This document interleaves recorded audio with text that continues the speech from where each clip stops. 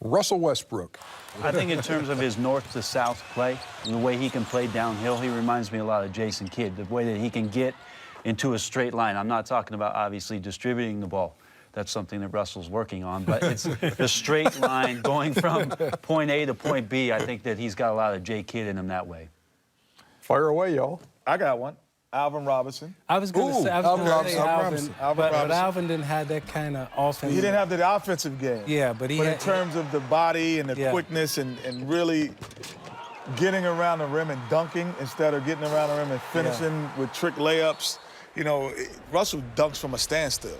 You know what I mean? Like most point guards are dunking from standstills. They get a run, start, or whatever. Maybe a young Latrell Sprewell in Golden State, when he came into everything was catch it and go.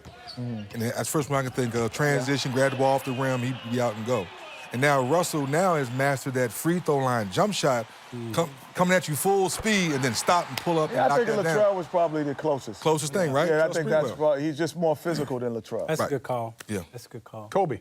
I would have to say Jordan. You know, he's, you know, from mannerisms and everything. I think the way he walked, the way he talked, shoots, the way he carries himself. You know, and it's not a bad role model to have. No, not a bad person to emulate.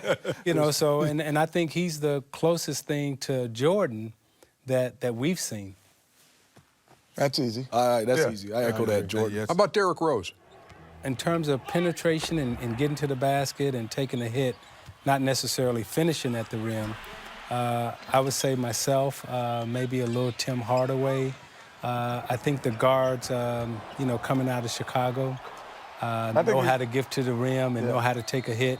Now, we never had the athleticism that he has because he gets to the rim and he finishes with a dunk.